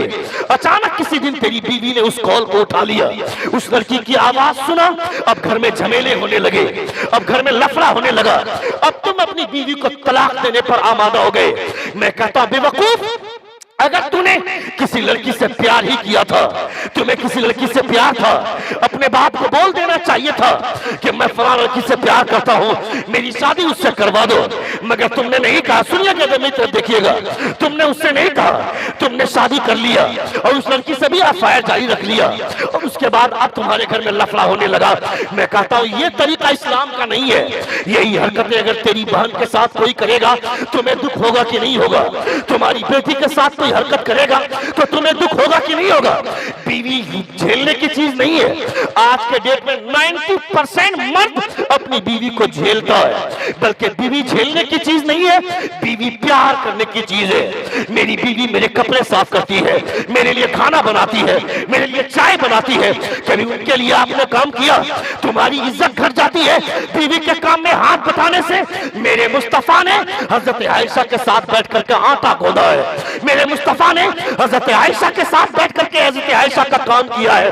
मेरे मुस्तफा ने प्यास काटा है। अगर तुम्हारी बीवी बीमार है, बीवी के काम में हाथ बटाने में अगर इज्जत घटती है, कल कयामत के दिन आमना का लाल तुम्हें इज्जत अता फरमाएगा। मेरे मुस्तफा तुम्हें इज्जत से नवाजेंगे। इसलिए ऐसी हरकतें बिल्कुल करने की जरूरत नहीं है। हजरत जुनैद बगदादी, सुनिएगा, हजरत जुनैद बगदादी फरमाते हैं 4 शादी की इजाजत मर्दों को है। तेरा शौहर दूसरी शादी करना चाहता है, गलत क्या है? वो खातून बोलती है शरीयत की जंजीर मेरे पांव में अगर लगी ना होती तो मैं अपने चेहरे से नकाब हटा करके दिखाती कि जिसके निकाह में मुझ जैसी खूबसूरत खातून हो उसके लिए दूसरी शादी करना मुनासिब है क्या? इतना कहा कि हजरत जुनैद बगदादी बेहोश हो गए। थोड़ी देर के बाद होश में आए। लोगों ने पूछा जुनैद बगदादी से बेहोश होने की वजह क्या है? हजरत जुनैद बगदादी फरमाते हैं जब ये खातून बोल रही थी कि मुझ जैसी खातून किसी के निकाह में हो, मुझ जैसी खूबसूरत खातून किसी के निकाह में हो, उसके लिए दूसरी शादी करना किस हद तक मुनासिब है, ये मेरा चेहरा देखने के बाद आपको पता चलेगा। जब ये खातून अपनी खूबसूरती की बात कर रही थी तो मेरा रब गैब से आवाज देता है, ऐ जुनैद, अगर मेरे बंदे जान ले तो उसका परवरदिगार कितना खूबसूरत है तो दुनिया में कभी किसी से प्यार करने की जरूरत न करे। अगर वो प्यार करे तो अपने परवरदिगार से प्यार करे, मोहब्बत करे तो अपने रब से मोहब्बत करे। हजरत जुनैद बगदादी फरमाते हैं कि मेरा रब कहता है तुम्हें अगर मालूम हो जाए तुम्हारा रब कितना खूबसूरत है, मेरे बेटे को मैं अपनी गोद में बैठा कर उसको 50 बार चूमता हूँ, चाटता हूँ मेरे बेटे को कि मेरा बेटा बहुत खूबसूरत है, मेरे गांव में सबसे ज्यादा लाडला है, मेरा बहुत खूबसूरत है बेटा। तो कभी ये सोचते तो कभी ये सोचना, मेरा बेटा अगर इतना खूबसूरत है तो जिस खुदा ने इस बेटे को पैदा किया वो खुदा कितना खूबसूरत होगा, मेरा परवरदिगार कितना खूबसूरत होगा। हुजूर फरमाते हैं अल्लाहुल जमील व युहिब्बुल जमाल, खुदा खूबसूरत है और खुदा खूबसूरती को पसंद फरमाता है।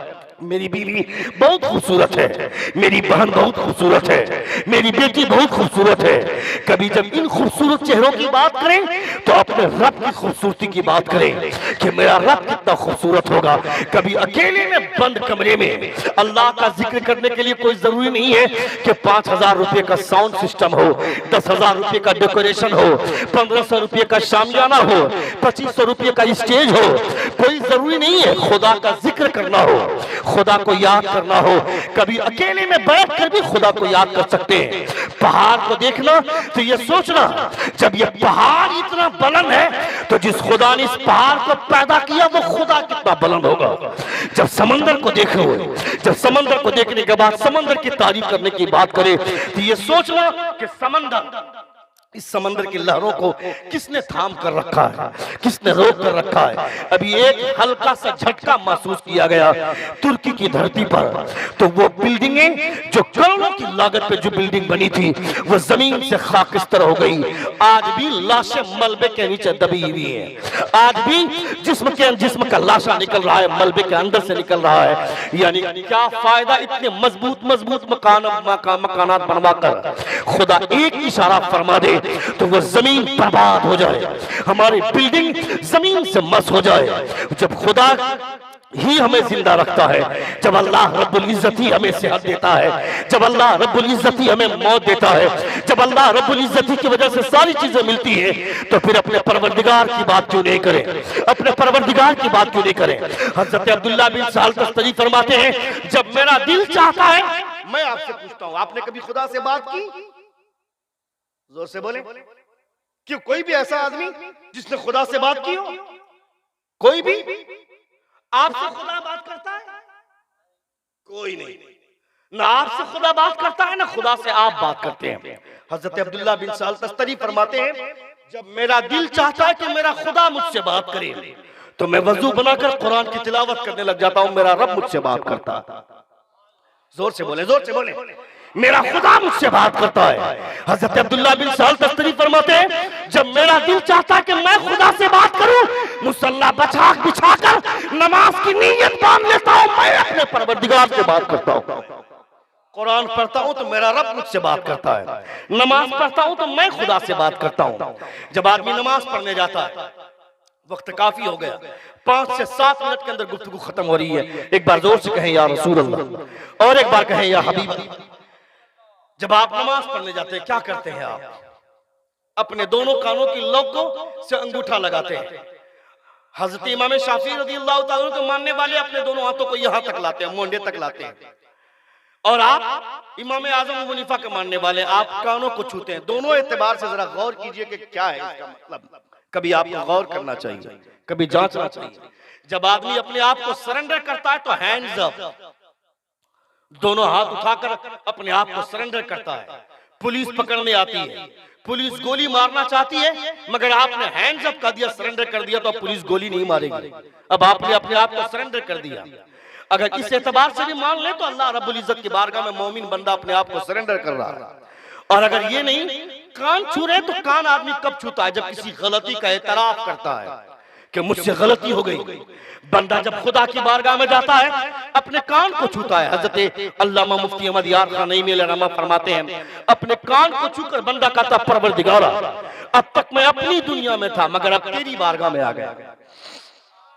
हजरत अली फरमाते हैं, हजरत अली आजान की आवाज सुनते तो कांपने लगते थे। हजरत अली कांपते थे। हजरत अली, किसी ने पूछा, अली इतने बड़े बहादुर क्या दरवाजे खैबर को उखाड़कर 2.5 घंटे तक मैदान जंग में जंग करते रहे और उस दरवाजे खैबर को जमीन पर फेंका था हजरत अली ने, तो 70 सहाबा मिलकर दरवाजे को हिला नहीं पाए थे।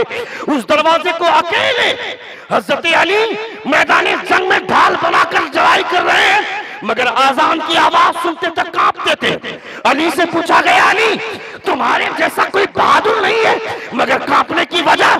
अली फरमाते हैं, इतने बड़े बादशाह की पुकार, अली जा रहा है उसकी बारगाह में। जोर से बोले, जोर से बोले। अली जा रहा है उसकी बारगाह में। या माशरल जिन्नी वल इंसी इन इस्ततातुम अन तनफुदू मिन अक़तारिस समावाति वल अर्दि फनफुदू ला तनफुदून इल्ला बिसुल्तान। ऐ जिन्नात और इंसान के गिरोह, कहां भागना जाएगा? कहां जाएगा?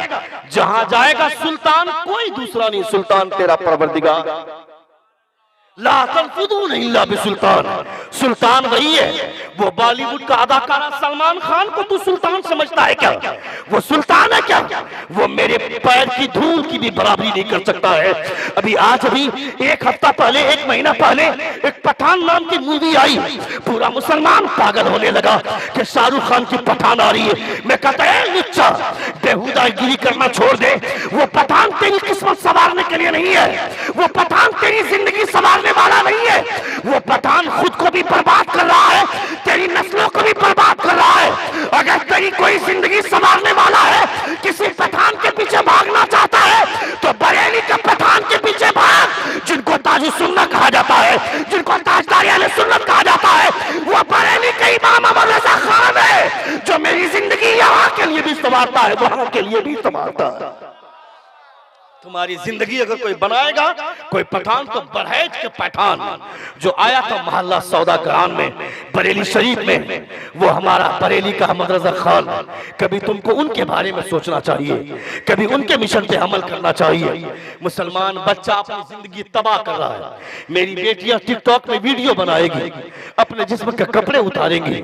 उसे समझा कि टिकटॉक में वीडियो मत बना, उसे समझा कि अपनी जिंदगी बर्बाद मत कर, अपनी जिंदगी के बारे में सोच। अपनी आखिरत के बारे में सोच। हजरत अब्दुल्ला बिन साल तस्तरी फरमाते हैं, जब मेरा दिल चाहता है कि मैं खुदा से बात करूं तो मुसल्ला बिछाकर नमाज पढ़ने लग जाता हूं। जब आदमी नमाज की नियत बांधता है, खुदा फरमाता आ गए मेरी बारगाह में, मुझे जानता है मैं कौन हूं। खुदा फरमाता मुझे जानता है मैं कौन हूं। बंदा कहता अल्हम्दुलिल्लाह रब्बिल आलमीन, सुभान अल्लाह। सुभान अल्लाह मैंने कहा, आपने क्यों नहीं कहा? मैं पैसे की वजह से सुभान अल्लाह नहीं कहा। पैसा तो मेरे मुकद्दर में जितना रहेगा वो आएगा, आपके मुकद्दर में जितना रहेगा वो आएगा। नसीबु युसी, जो नसीब में है वो आकर ही रहेगा। बहुत बार ऐसा होता है कि हम सोचे रहते हैं कि मुझको 15,000 नजराना मिलेगा, मगर 5,000 में ही कमेटी वाला अंगूठा दिखाकर भेज देता है। मगर कभी कभी ऐसा होता है कि अपनी मस्जिद में बैठा रहता हूँ, कोई आदमी आता है मुसाफा करके 500 रुपया दे करके चला जाता है। जो मेरे हिस्से की चीज है कहीं भी रहूंगा आएगी, और जो मेरे हिस्से की चीज नहीं, चाहे जितनी भी लात मार लो, जितनी भी मेहनत कर लूं, वो मेरे हिस्से की नहीं है तो नहीं आने वाला है। जो मेरे हिस्से में रहेगा वो आएगा। अल्लाह रब्बुल इज्जत ने सबका रिस्क लिख दिया है, सबको उसके मुकद्दर का रिस्क मिलता है। इसलिए जब अल्लाह रब्बुल इज्जत की बात हो, आप ये मत समझे पैसे नियमत मिले तो शुक्रिया अल्लाह रब्बुल इज्जत का अदा करना चाहिए, अल्लाह रब्बुल इज्जत की किबरियाई बयान करनी चाहिए। हजरत अब्दुल्ला बिन साल तस्तरी फरमाते हैं, जब बंदा नियत बांधकर खड़ा हो जाता है, जोर से बोलिएगा, जब बंदा नियत बांधकर खड़ा हो जाता है, खुदा फरमाता है मेरी बारगाह में आ गया, मुझे जानता है मैं कौन हूं। खुदा फरमाता है मुझे जानता है मैं कौन हूं। बंदा कहता है अल्हम्दुलिल्लाह रब्बिल आलमीन। जोर से जोर से जोर से मुझे मैं आपकी तवज्जो का एहसास चाहता हूं। मैं आपके एहसास से तवज्जो, मेरी तकरीर बिल्कुल दी एंड होने वाली है। मैं इस तौज़ी को बोल करके अपनी तकरीर खत्म कर रहा हूं। एक बार जोर से कहें या रसूल अल्लाह, और एक बार कहें इंशाल्लाह बयान कर दूंगा मैं। एक बार जोर से कहें या रसूल अल्लाह, और एक बार कहें या हबीब अल्लाह। जो बात मैं बताना चाह रहा हूं वो बात आप सुनिएगा, मुझे लगता है कि 2-4 को और परसों आएगा जो बात मैं बताना चाह रहा हूं इंशाल्लाह ताला।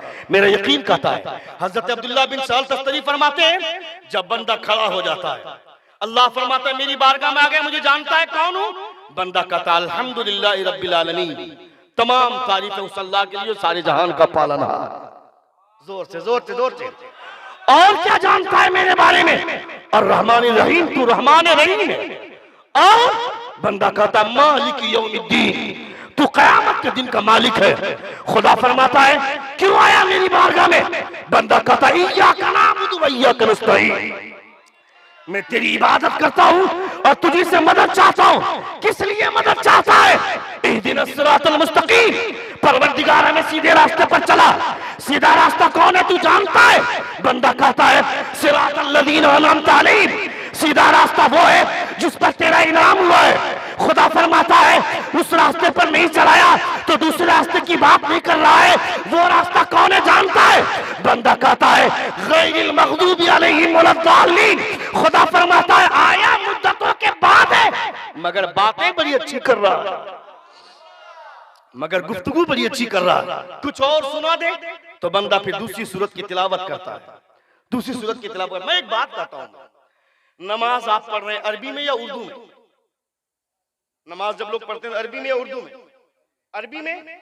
किसी ने बाहर से सलाम कर दिया, अस्सलामु अलैकुम व रहमतुल्लाहि तआला व बरकातहू, अरबी में है, जोर से बोले, अरबी में। आप नमाज के अंदर है, जवाब दे सकते हैं कि नहीं दे सकते? आप नमाज पढ़ रहे हैं अरबी में, किसी ने बाहर से अरबी में ही आपको सलाम किया, आप जवाब दे सकते हैं कि नहीं दे सकते? जोर से बोले, नहीं दे सकते, नहीं दे सकते। मसला यही है, नहीं दे सकते। जोर से बोले, नहीं दे सकते। क्यों नहीं दे सकते? उर्दू बोलेंगे तो ना नमाज टूटेगी, अरबी बोल रहे हैं तो नमाज टूट जाएगी। क्यों? इसलिए कि अभी बंदा खुदा से और खुदा बंदे से महवे गुफ्तगू है।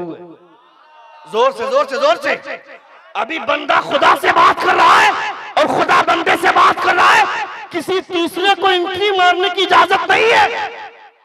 जब कोई दो दोस्त बात कर रहा होता है, राजो नियाज की बातें हो रही होती है, कोई तीसरा आ रहा होता है तो उधर ही रहिए, जरा कोई काम की बातें हो रही है, तीसरे को रोकते कि नहीं? जोर से बोलिए, तीसरे को रोक देते हैं। जब खुदा और बंदा बात करता है तीसरे की एंट्री मारने की इजाजत नहीं है। ठहर जाओ, बंदा खुदा से और खुदा बंदे से महवे गुफ्तगू है, ये गुफ्तगू हो रही है। कोई तीसरा एंट्री नहीं मार सकता, मगर मेरे मुस्तफा अगर बुला दे तो जोर से बोले, बड़ी प्यारी बात बताने जा रहा हूं मैं, जोर से कहें या रसूल अल्लाह। और एक बार कहें या हबीब अल्लाह। खुदा फरमाता है या अय्युहल्लज़ीना आमनु इस्तजीबू लिल्लाहि व लिर्रसूल इज़ा दआकुम लिमा युहयीकुम वअलमू अन्नल्लाह यहूलु बैनल मर्इ व क़ल्बि। अल्लाह फरमाता है जब तुम नमाज में रहो और मेरे महबूब अगर तुम्हें बुला दें तो नमाज जहां तक पढ़े वहीं पे छोड़ के चले जाना, वहीं पे छोड़ के चले जाना। हुजूर से बात करनी है, हुजूर क्या कह रहे हैं सुनना है, बातचीत करनी है, लौट कर आए तो अब नमाज कहां से शुरू करेंगे? फिर से नीयत बांधेंगे या वहीं से? जोर से बोले। जहां पे छोड़ के गए थे वहीं से नमाज को कंटिन्यू करना है। इसका मतलब है नमाज छूटी नहीं, नमाज टूटी नहीं, नमाज खत्म भी नहीं हुई। इसका मतलब यह है खुदा से बात करना नबी से बात करने के मुतरादिफ है और मुस्तफा से बात करना अल्लाह से बात करने के मुतरादिफ है। जो मेरे महबूब से बात करता है गोया मुझसे बात करता है, और जो कोई मुझसे बात करता है गोया मेरे महबूब से बात कर रहा है। चूंकि मेरा महबूब जो बोलता है जबान मेरे महबूब की होती है, गुफ्तगू मेरी हुआ करती है। वमा यंतिकु अनिल हवा इन हुवा इल्ला वहयु युहा।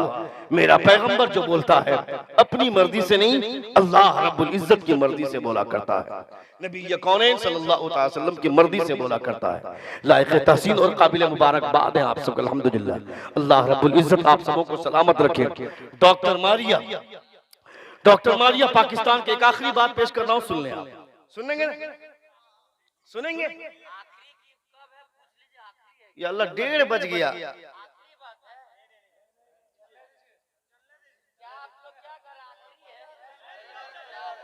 जो मोराद बिन की हमरा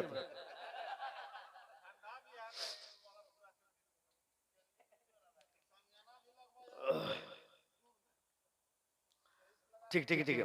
एक बार जोर से कहें या रसूल अल्लाह, और एक बार कहें या हबीब अल्लाह। डॉक्टर मारिया पाकिस्तान ऑस्ट्रेलिया के रहने वाली, ऑस्ट्रेलिया में उसका एजुकेशन कंप्लीट हुआ। सुनिएगा, डॉक्टर मारिया ऑस्ट्रेलिया में एजुकेशन कंप्लीट करने के बाद उसने इस्लाम के खिलाफ एक प्रोपेगेंडा चलाया, इस्लाम के खिलाफ प्रोपेगेंडा चलाया कि इस्लाम में औरतों पर जुल्म हुआ है, आमना के लाल ने औरतों पर जुल्म किया है, उसके हक के खिलाफ बात की है। इसलिए दुनिया के तमाम औरतों को इकट्ठा किया जाएगा। दुनिया की तमाम औरतों को इकट्ठा करने के बाद इस्लाम के खिलाफ एक मुहिम चलाएंगे। रसूल दिवकार सल्लल्लाहु अलैहि वसल्लम की शान में मुस्तफा जान रहमत सल्लल्लाहु अलैहि वसल्लम के खिलाफ बात करेंगे, एक मुहिम चलाई गई। रसूल दिवकार सल्लल्लाहु अलैहि वसल्लम की शान में जितने भी लोग खिलाफ बोलने वाले वो चाहे लाख बोल ले, मगर मेरे आमना के लाल में मेरे मुस्तफा के कैरेक्टर में कोई कमी आ जाएगी ऐसा हो ही नहीं सकता है। मेरे मुस्तफा कल भी लाजवाब थे, आज भी लाजवाब है, मेरा पैगंबर सुबह कयामत तक लाजवाब रहेगा। अपने नस्लों की तहजीब संवारने की जरूरत है।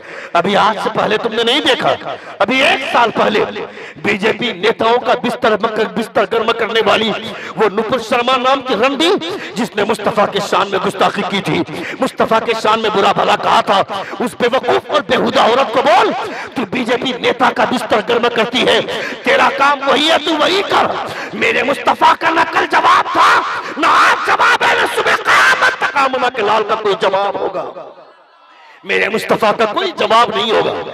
यहाँ इस्लाम की तहजीब जिसके पास होती है उसकी सोच अलग होती है, उसकी तहजीब अलग होती है। यहाँ बैठकर इस्लाम का नारा लगाना बात अलग होता है, यहाँ बैठकर इस्लाम जिंदाबाद का नारा लगाना अलग बात होती है। मगर कोई मैदान जंग में तलवार के साए में इस्लाम जिंदाबाद का नारा लगाता है तो उसकी सोच को दाद देनी होगी, उसकी हैसियत को दाद देनी होगी। हजरत इमाम हुसैन ने तलवार के साए में इस्लाम जिंदाबाद का नारा लगाया, हजरत अली असगर के एहसास में तीर खाते हुए इस्लाम जिंदाबाद का नारा लगाया, हजरत अली अकबर ने तलवार के साए में इस्लाम जिंदाबाद का नारा लगाया। बहुत दूर जाने की जरूरत नहीं है, अभी आज से 1 साल पहले रांची की सड़क पर जब बीजेपी नेताओं के सपोर्ट में वो खातून ने जो इस्लाम के खिलाफ आवाज उठाई थी, मुस्तफा जान रहमत के खिलाफ बका था, उसी रांची की धरती पर जब नामूस रिसालत का जुलूस निकला था, इन भड़ुओं ने गोली चलाई थी। मुदस्सिर नाम के एक लड़के को, नौजवान लड़के के सीने पर सर पे गोली लगी, वो लड़का दुनिया से चला गया, मगर उसकी माँ का वीडियो हमने देखा, उसकी माँ सीना ठोक कर बोलती है इस्लाम जिंदाबाद था, इस्लाम जिंदाबाद है, इस्लाम जिंदाबाद रहेगा। मेरा बेटा मरा है तो अपने लिए नहीं, मेरे मुस्तफा की मोहब्बत में मरा है। मेरा बेटा मरा है तो इस्लाम की मोहब्बत में मरा है, हुजूर की मोहब्बत में मरा है। जिसकी तहजीब ऐसी होती है, जिसकी सोच ऐसी होती है, हमारे समाज में ऐसी औरतों की सोच अगर अच्छी हो जाए तो इसका मतलब है कि हमारी तहजीब अच्छी है, हमारी सोच अच्छी है। डॉक्टर मारिया ऑस्ट्रेलिया में एजुकेशन कंप्लीट करती है, वो इस्लाम के खिलाफ बोलने के लिए निकली थी। दुनिया के तमाम औरतों को इकट्ठा करके दुनिया के लोगों के सामने इस्लाम की खिलाफ बातें पेश करने के लिए वो एक प्रोपेगेंडा चलाई थी कि मोहम्मद रसूलुल्लाह के खिलाफ मुसलमान औरतों को कर देना है, मुसलमान औरतों का। अब इसने इस चक्कर में कि औरतों को घर के अंदर औरतों को बराबरी की इजाजत नहीं मिली, बराबरी का हिस्सा नहीं मिला। और रिजालु कव्वामून अलन निसा, मर्द औरतों पर हाकिम है, औरतें हाकिम क्यों नहीं? मर्द ही औरतों पर हाकिम क्यों है? मर्द ही बाहर क्यों जाता है? औरत घर में क्यों रहती है? मर्द भी घर में रह सकता है, औरत बाहर जा सकती है। इसके खिलाफ उसने प्रोपेगेंडा चलाया। दुनिया के तमाम औरतों को इकट्ठा करने के लिए उसने सोचा कि जब इस्लाम के खिलाफ बोलना है तो पहले मोहम्मद के बारे में जानते कि मोहम्मद कैसा था, तब उसके बारे में सही तौर पर बोल पाएंगे। कुरान का उसने कुरान का उसने इंग्लिश तर्जमा लिया, इंग्लिश तर्जमा लेकर के उसको पढ़ना शुरू किया।